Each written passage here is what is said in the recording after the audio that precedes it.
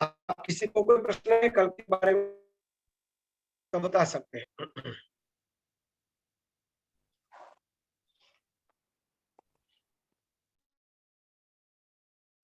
चलो आगे लेते हैं। हे नारद, सभी प्राणियों में जो चैतन्य विद्यमान है उससे ही तुम परमात्मा का स्वरूप जान। तेज स्वरूप से परमात्मा सर्वत्र व्याप्त है तथा सदा विराजमान। मेरी आवाज तो सुनाई देती है ना बराबर से? टावर का कोई प्रॉब्लम नहीं वाले? नहीं, बीच बीच में कभी कटती है, वैसे ठीक है। ओके।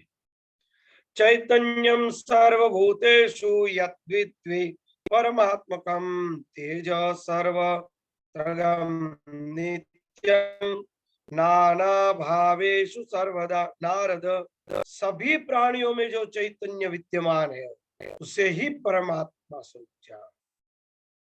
यानी कि मैं हूं ऐसा हमारे अंदर जो लग रहा है वही भगवान है, भगवान दूसरा है ही नहीं।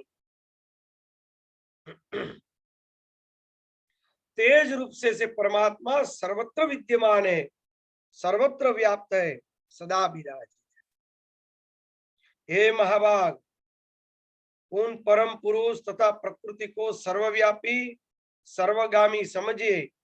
इस संसार में कोई भी पदार्थ उन दोनों से रहित नहीं है। तंच तांच महाभाग व्यापको विद्वि सर्वगो ताभ्याम भिन्नम संसारेन किंचित वस्तु विद्यते। उनके सिवा कुछ विद्यमान है ही नहीं। ईश्वर और ईश्वरी, भगवान और प्रकृति, उनके सिवा कुछ बना ही नहीं। वो दो ही सर्वव्याप्त है, सर्वगामी है। संसार में कोई भी पदार्थ उनके सिवा नहीं। ईशावास्यम इदम सर्वम। ईशा भी व्याप्त है और ईश भी व्याप्त है। ईशा के सिवा कुछ नहीं बना, ईश के सिवा भी कुछ नहीं बना।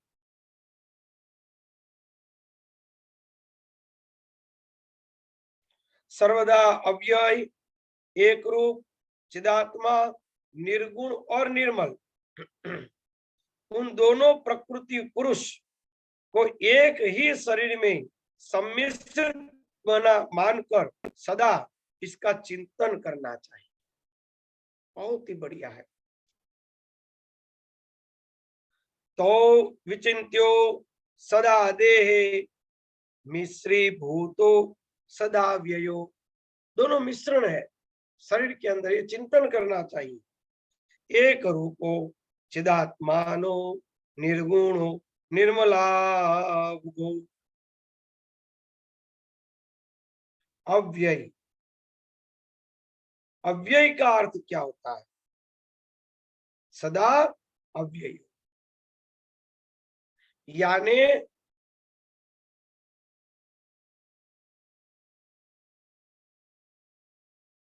जिसके अंग नहीं है, विभाग नहीं है, अव्यय। जिसका कभी विभाग हो ही नहीं सकता है उसे कहा जाता है अव्यय। व्यय यानी विभाग। व्यय, व्यय का अर्थ होता है नाश या तो विभाग। नाश के लिए ऐसे तो व्यय शब्द नहीं उपयोग होता है, व्यय विभाग के लिए ही ज्यादातर उपयोग में रहता है।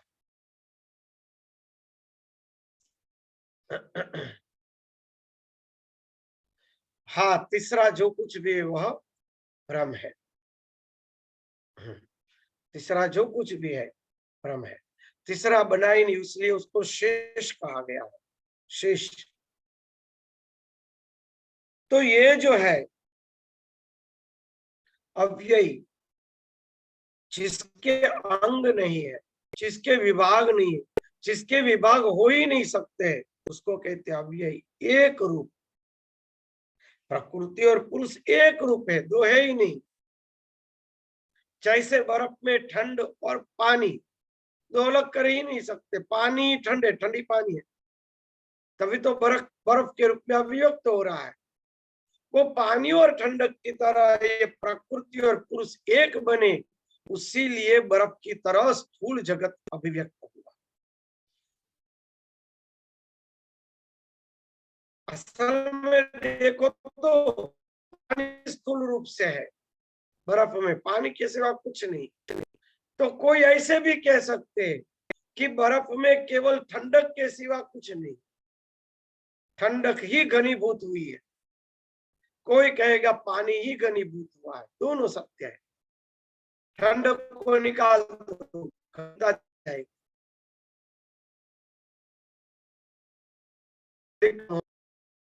पर ठंडक ठंडक और पानी अलग है ही नहीं। पानी में से ही ठंडक का गुण प्रकट होता है।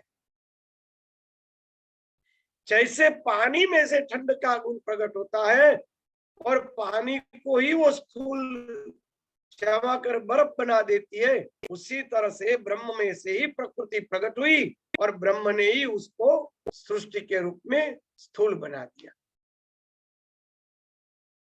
तो फिर भी पानी तो पानी है, पानी पानी कोई विकृत तो होगा ही नहीं। जैसी वो गर्मी मिली तो फिर से पानी हो गया, तो पानी तो पानी है, चाहे बर्फ हो तो भी बोले, पानी हो तो भी बोले।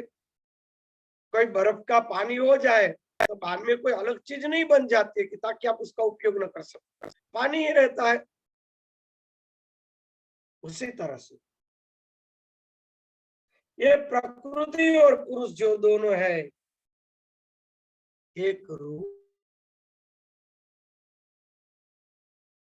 ये दोनों एक होते तब चिदात्मा होता है।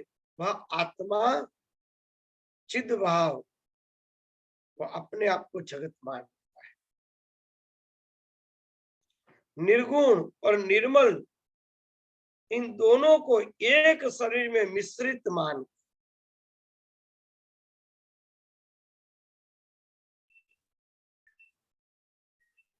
पुरुष भी अव्यय है, प्रकृति भी अव्यय। पुरुष भी एक रूप, प्रकृति भी एक रूप। पुरुष भी चिदात्मा, प्रकृति भी चिदात्मा। पुरुष भी निर्गुण, प्रकृति भी निर्गुण। पुरुष भी निर्मल, प्रकृति भी निर्मल। इन दोनों को शरीर में मिश्रित मानकर इसका चिंतन करना चाहिए। जैसे पानी ही ठंडक के कारण धीमे धीमे धीमे स्वयं बर्फ के रूप में घनीभूत हो जाती है, उसी तरह वह स्वयं शुद्ध पुरुष, पुराण पुरुष, उन्होंने अपनी प्रकृति का आश्रय लेते हुए धीरे धीरे धीरे सिद्धों की, ईश्वर की, बाद में देवी देवताओं की और बाद में मनुष्य रूपी सृष्टि अभिव्यक्त करके, मैं शब्द सोच समझ के रख रहा हूं, अभिव्यक्त करके, बनाना न बनाना ये कुछ नहीं है, अभिव्यक्त हो रही है उसकी कृपा से।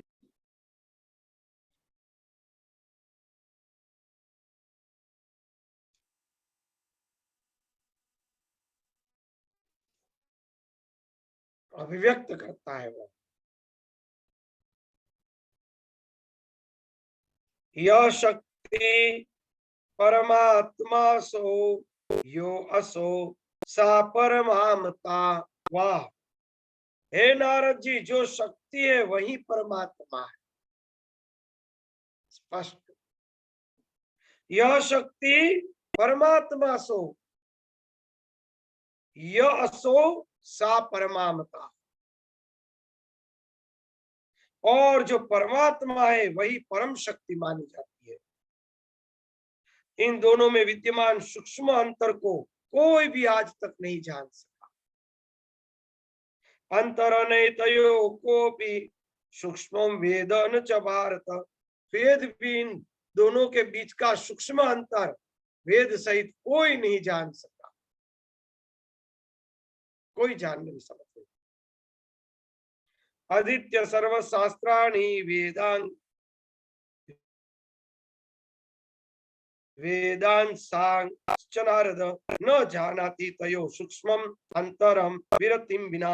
वाह, अद्भुत। न जानती तयो सूक्ष्मम अंतरम विरतिम विना। यह सूक्ष्म अंतर को विरक्त हुए बिना कभी भी नहीं जान सकता। साधना और उपासना ही जाना जा सकता है।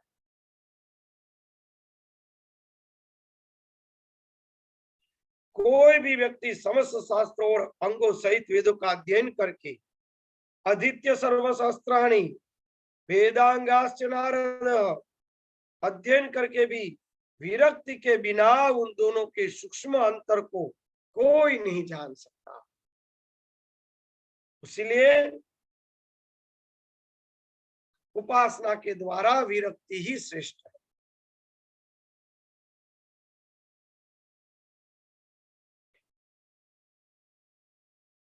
अहंकार कृतम सर्वम विश्वम स्थावर जंगमम कथम तत्र हितम पुत्र भवेत कल्प शतैरपि। जड़ चेतन रूपी संसार जगत अहंकार से निर्मित होता है। मैं हूं। खुद भगवान भी अहंकार स्वीकारते हैं, मैं जगत हूं, तो जगत बन जाते हैं।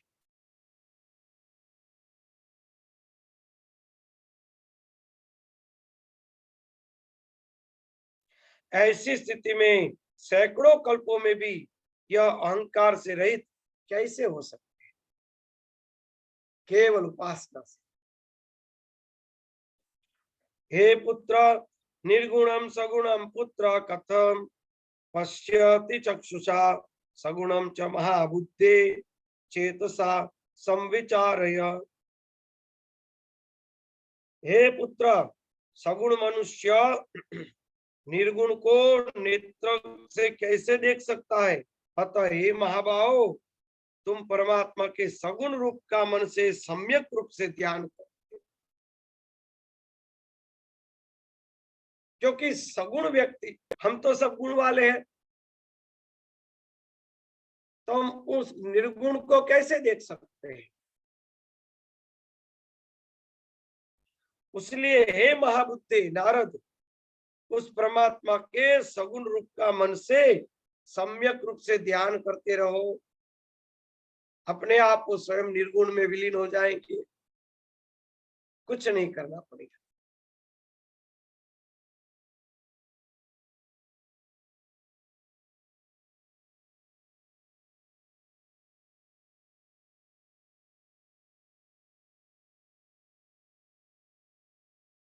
हे मुनि श्रेष्ठ, पित्त से आच्छादित जीवा जिस प्रकार यथार्थ रस का अनुभव न करके केवल कटु रस का अनुभव करती है, तथा पित्त आच्छादित नेत्र यथार्थ स्वरूप न देखकर पीले रंग का देखता है, उसी प्रकार गुण से आच्छादित मन उस निर्गुण परमात्मा को कैसे जान सकता? दूध में दूध बढ़े, पानी में पानी बढ़े, भगवान जेवा थाई तो भगवान बढ़े। दूध में दूध मिले, ऐसे पानी में पानी मिले, परमात्मा जैसे हम होंगे बराबर है। परमात्मा जैसे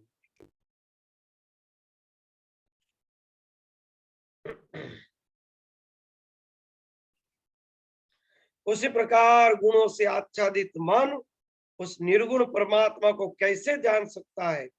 क्योंकि मन भी तो अहंकार से उत्पन्न हुआ है, तब वह मन अहंकार से रहित कैसे हो सकता है? जब तक अंतःकरण गुणों से रहित नहीं होता, तब तक परमात्मा के दर्शन कैसे संभव है?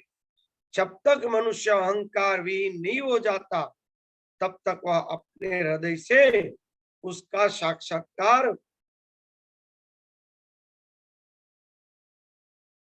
जब मनुष्य अहंकार विहीन हो जाता है, तब वह अपने हृदय में उनका साक्षात्कार कर लेता है। मैं चलूं तब वो नहीं, वो चले तब नहीं मैं। कुछ साखी है ना ऐसे, तो भगवान की साखी। जब तक वो है, तब तक हमारा अहंकार नहीं रहेगा, और जब तक अहंकार है, तब तक वो परमात्मा नहीं रहेंगे।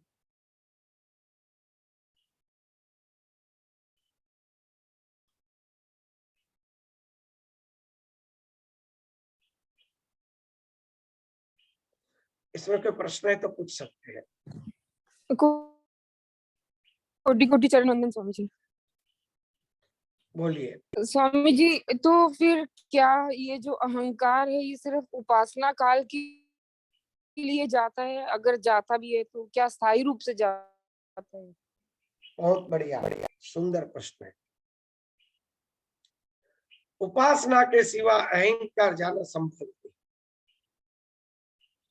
शरीर के ऊपर कोई दाग होगा, मल चिपका होगा, कोई मिट्टी चिपकी होगी, तो बिना पानी से कभी भी शरीर की सफाई नहीं होगी। अग्नि हर चीज को शुद्ध करती है, तो अग्नि में हाथ नहीं डालना चाहिए। हाथ धोने के लिए पानी में ही डालना चाहिए, पानी का ही उपयोग है। उसी तरह अंतःकरण की शुद्धि से अहंकार रूपी मल शांत होता है। तो अंतःकरण की शुद्धि केवल उपासना से, केवल श्रेष्ठ है उपासना। और उपासना से जब अंतःकरण शुद्धि होती है तो अपने आप हमारा स्वरूप प्रकट हो जाता है। अभी जैसे आप मानो या न मानो, स्वीकार हो या न स्वीकार हो, कितने ही परेशान हो जाओ, मैं अमुक व्यक्ति हूं, स्त्री हूं, पुरुष हूं, ये जगत है, ये भाव आप कभी नहीं नष्ट कर सकते, संभव ही नहीं। जैसे वो स्वाभाविक प्राप्त होता है, कितने भी प्रयत्न करने पर वो नष्ट नहीं होता, उसी तरह अंतःकरण शुद्ध हो जाने के बाद मैं स्वयं वो व्यापक तत्व ब्रह्म हूं, ऐसा अनुभव कुछ भी प्रयत्न करने पर भी नहीं जाए।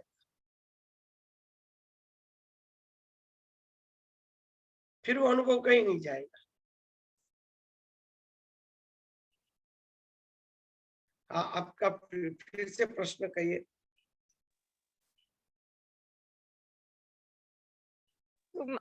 मतलब कि जैसे कोई ध्यान में बैठा है, उतने क्षण के लिए वो अगर गुणों से परे जाता है, उतने समय के लिए अहंकार से मुक्त होता है, तो फिर समाधि से उठने के बाद की जो स्थिति होती है उसमें पुनः अहम तत्व आ जाता है।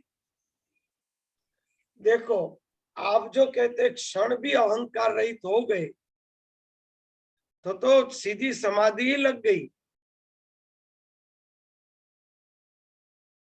अहंकार का जो निर्मूल हो रहा है, यानी तंद्रा जैसी कोई अनुभूति हो रही है। ये तो ज्ञान की बात है। जब अहंकार मिटेगा तो एक साथ मिटेगा, रोज टुकड़े टुकड़े करके नहीं। वो तो ताम से अहंकार जो है टुकड़े टुकड़े जाएगा, बाद में अंत में मैं अमुक व्यक्ति हूं, वो तो एक साथ ही जाएगा और तभी परमात्मा प्रकट होंगे।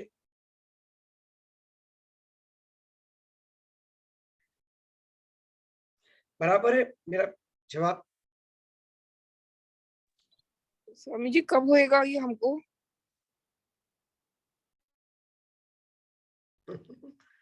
आप सब पहले प्रार्थना करो हमें जल्दी से आ जाए, फिर हम आप लोगों की प्रार्थना करेंगे आप लोगों को जल्दी से आ जाए। परस्पर देवो भव।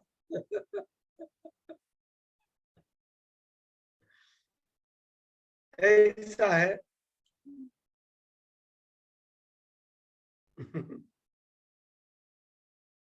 बस प्रयत्न करते रहना चाहिए।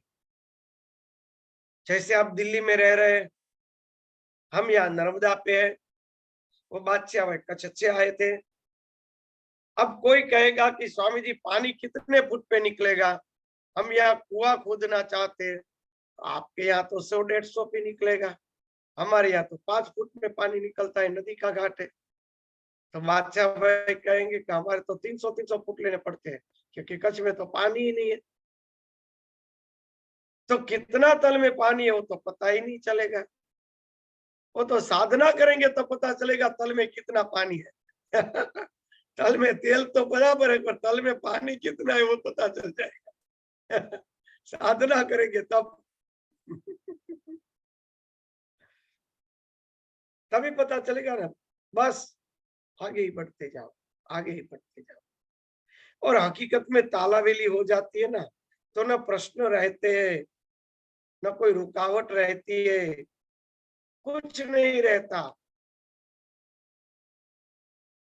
आज एक जवान लड़का या लड़की अपने मित्र के लिए अपने इतने महान माता पिता और घर को छोड़कर भाग जाते हैं, इतना त्याग करने को तैयार है। हम परमात्मा के लिए क्या करने को तैयार है? प्रेम किसको कहेंगे? चलो क्या तैयार है? बराबर है, क्या छोड़ने को तैयार है? तो ये जो है परमात्मा से जब अंतःकरण से प्रेम हो जाएगा तो प्रश्न उठता ही नहीं। वो बेटी को समझाएंगे, वो बेटा तो रखड़ू है, चालू है, तू मत उसके साथ जा, तेरा जीवन बिगाड़ देगा। वो बेटी कुछ मानने को तैयार नहीं।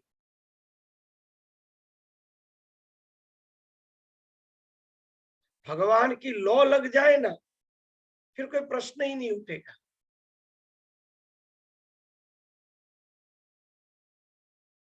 तब पूछना नहीं पड़ेगा कि कब मिलेगा, और जब पूछना पड़ता है कब मिलेगा तो अभी देरी है। ऐसी तालावेली बढ़ा दो, सीधे ही निकल पड़ो वहां से। ऐसी तालावेली होगी तब वो तत्व प्रकट होगा।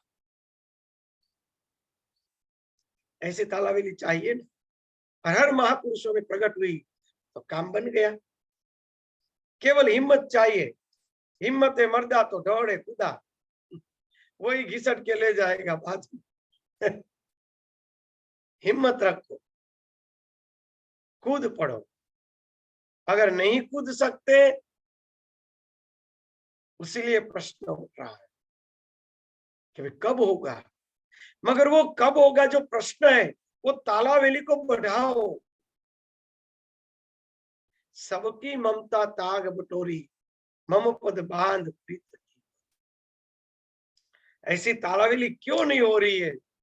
क्योंकि तालावेली बिखर के पड़ी। बीवी, बच्चे, पति, मित्र, मौज शौक की वस्तुएं अनेक जगह पे बिखर के पड़ी।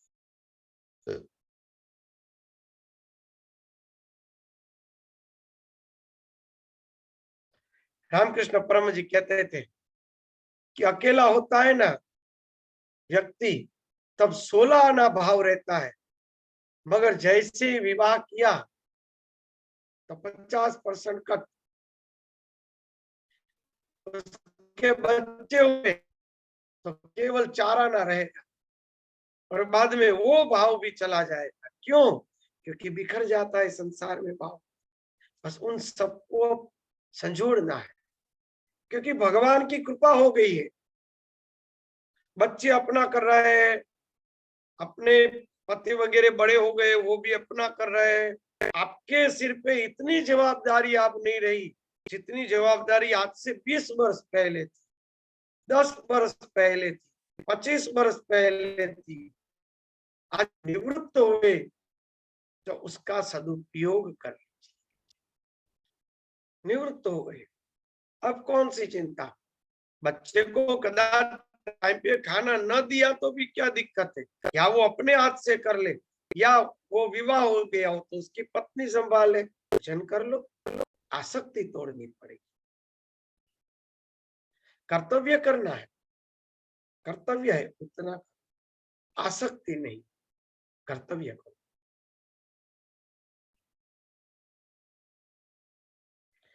एक वो बेटा आता था, वो सन्यास लेना चाहता था। क्या नाम था उसका? बहुत प्रश्न करता था। अब दिखना ही बंद हो गया, सन्यास तो नहीं ले लिया ना। बड़ा अच्छा साधक था। उसकी मम्मी थी छोटी उम्र की, साहिल। हाँ, साहिल अभी दिखता ही नहीं है। उसको याद देना कि स्वामी जी याद कर रहे थे। वो कौन से गांव में थे साहिल? यही जयपुर का ही है स्वामी जी। तो कथा में नहीं दिखा वो? कहीं और चला गया होगा, कहीं और पूछने चला गया होगा, वो कंफ्यूजन बहुत था ना उसको। अभी भी कंफ्यूजन ही है। पूछूंगी, बात करूंगी उससे। हाँ, कि कितने समय कंफ्यूज रहेगा बेटा। भजन कर लो, कंफ्यूज निकल जाएगा। भजन नहीं होता है ना, उसलिए कंफ्यूजन रहता है। बराबर से जम के भजन कर लो, सब निकल जाएगा। वो भी एक साधक अवस्था है। दूसरे भटकने वाले बच्चों से तो कई गुना अच्छा है। जो भगवान के लिए तो प्रीत कर रहा है, भगवान के लिए भटक रहा है, भगवान के लिए दौड़ रहा है, उतनी तो महानता है ही है। बढ़िया है लोग। जो भगवान है वो कह रहे हैं कि ब्रह्मा जी कह रहे हैं कि प्रकृति और परमात्मा दोनों एक ही है, दो है ही।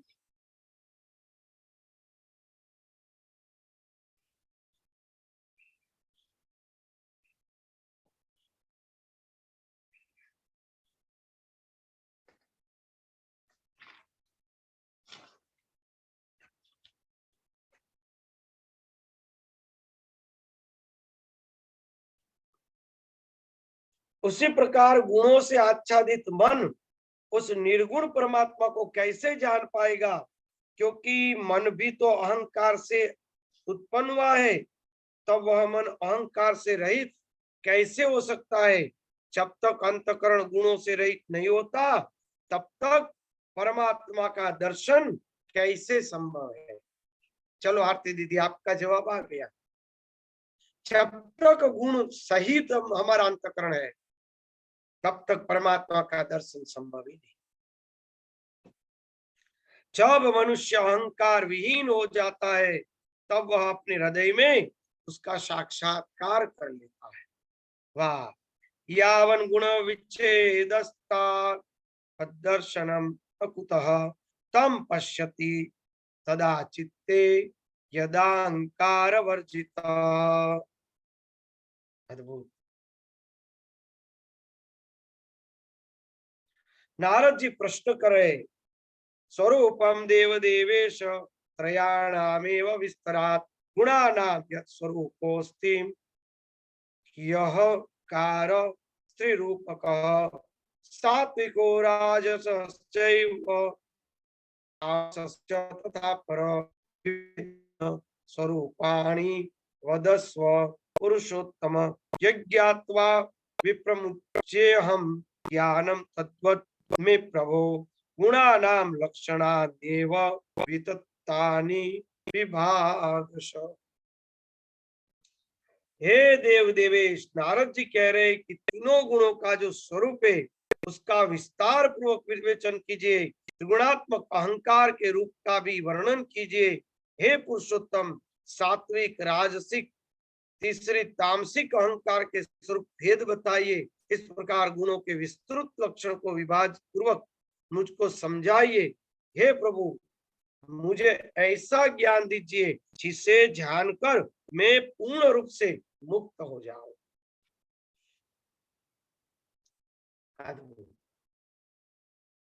बहुत बढ़िया सत्संग। अब पूरी सृष्टि का विस्तार दिखाया जाएगा, कौन कौन से गुण से क्या क्या प्रकट हुआ। पूरी पंचीकरण संग होता है। पंचदशी जो कहते हैं, यहाँ से पंचदशी अब शुरू होती है।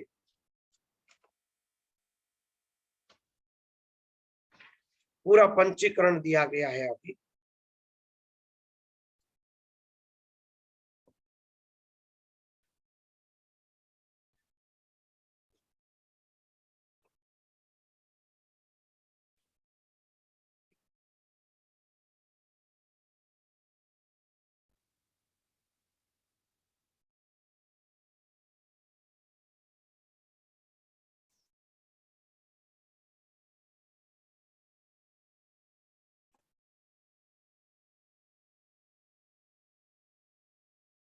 ये पूरा कल लेंगे। कल पेन और कागज, जो जो कोई इच्छा है पंचीकरण के बारे में, वो कल पेन कागज लेके रहे। ये विस्तार से पूरा पंचीकरण लेंगे। सत्वगुण प्रधान प्रकृति से क्या क्या उत्पन्न हुआ, रजोगुण से क्या क्या उत्पन्न हुआ, सत्वगुण से तमोगुण से क्या क्या उत्पन्न हुआ, वह सब इकट्ठा कैसे हुए, शरीर कैसे हमारा बना, शरीर की रचना कैसे हुई, इसमें मन बुद्धि अहंकार कैसे काम कर रहे, सब कुछ उसमें विस्तार से लिया जाएगा। तो पूरा पंचीकरण है ना, हम लोग कल से शुरू करते हैं, बराबर। कल पेन और कागज सबको रखिए। मंत्र है 25वां, ब्रह्मा जी कह रहे हैं 25वां मंत्र है, 25वें मंत्र से शुरू होगा।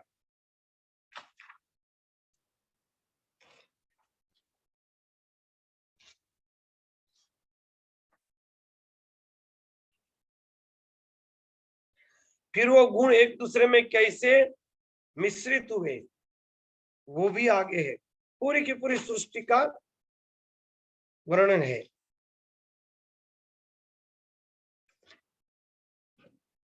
चलो, हरिओम।